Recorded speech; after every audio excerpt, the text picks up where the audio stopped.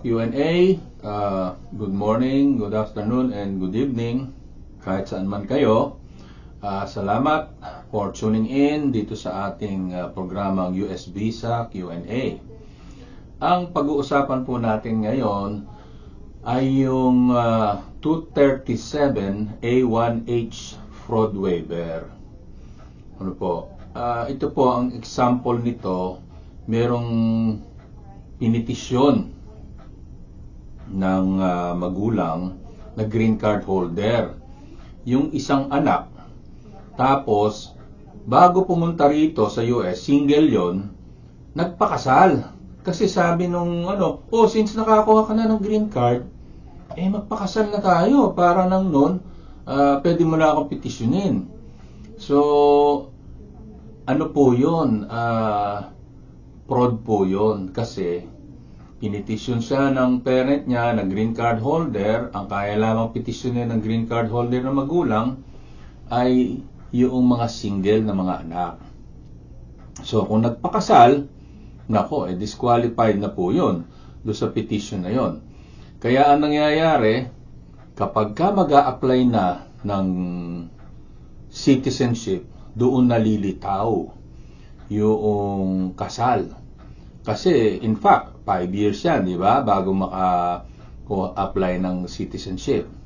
So ngayon, umuwi-uwi pa sa Philippines. Ngayon na kaanak pa sila nung asawa niya. So ngayon, pag nag-apply siya ng citizenship, ililista niya ngayon yon. Makikita ngayon ng officer yon. Nakalagay dito sa birth certificate ng anak niyo, kinasal kayo ganitong araw. Dumating ka sa US, you were admitted as a legal permanent resident based on your legal permanent resident parents petition as a single son or daughter. So ngayon, instead na makakuha ng citizenship itong applicant na green card holder, guess what? I-refer siya ngayon sa deportation. So, kapag ka siya ay ni-refer sa deportation, ang a-applyan niya na fraud waiver ay yung Section 237A1H waiver. In fact, it is a waiver of deportability. So, ang wini-waive nung judge ay yung kanyang deportation. So, as you will notice, doon ka lamang pwede mag-apply nito sa immigration court pag dinideport ka na. Tsaka ikaw ay green card holder na. So, ano ba ang requirement dito? So, when can you use Section 237A1H waiver? The 237A1H waiver is only available in removal proceedings. So, pagka idinideport ka na, noon mo palang pwedeng gamitin yun as a waiver, in front of an immigration court judge. So, a person cannot apply for this waiver if they are not presently in removal proceedings. And if granted, it allows a permanent resident to keep their legal permanent resident status, notwithstanding the underlying fraud or misrepresentation.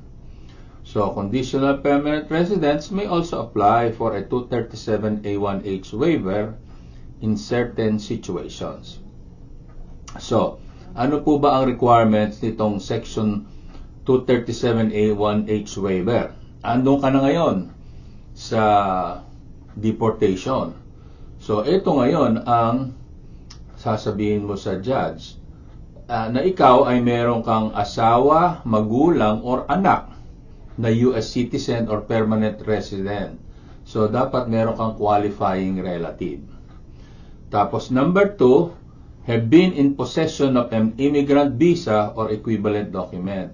So, available lamang ito sa mga green card holder. Ano po?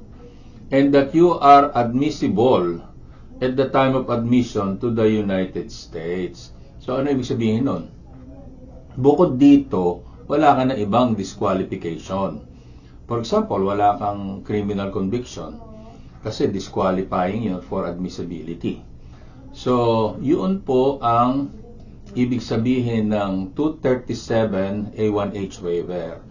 Yan pong Section 237A1H waiver, andyan po yan sa Immigration and Nationality Act.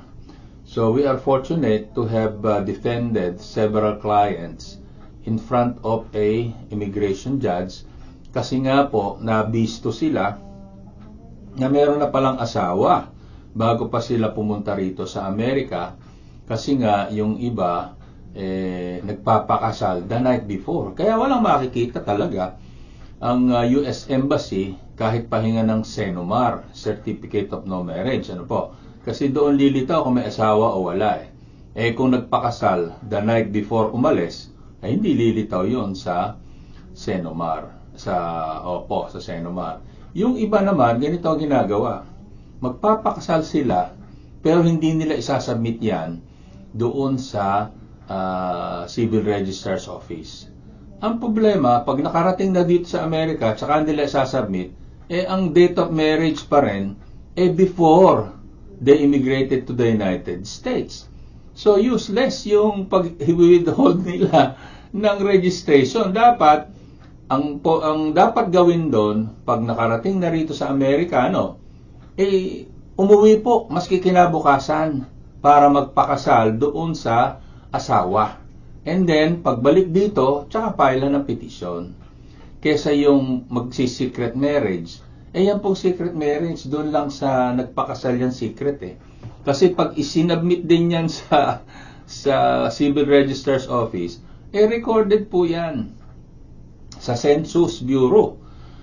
So, kaya wala ring nangyari doon sa paglilihim kasi mabunyag din at na-record.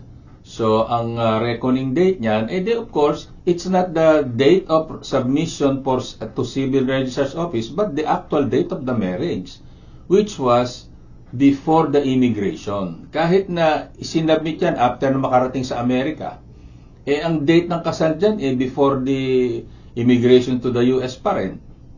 So, ano pa rin yan? Covered pa rin yan ng misrepresentation and fraud. So, yan po ang isang waiver na available lamang sa mga nasa immigration court na mga green card holders. So, tayo po ay napapakinggan sa radiofilam.com at sa Flash TV. Ito po si Attorney A. Erwin Bautista at kayo po ay nanonood ng ating episode ng US Visa Q&A. So maraming salamat po. Please subscribe, please like, para nang noon ay tumaas naman ang ating visibility sa ating mga kababayan na gustong makinig at magkaroon ng kaalaman. So again, thank you for watching. This is Attorney A. Erwin Bautista.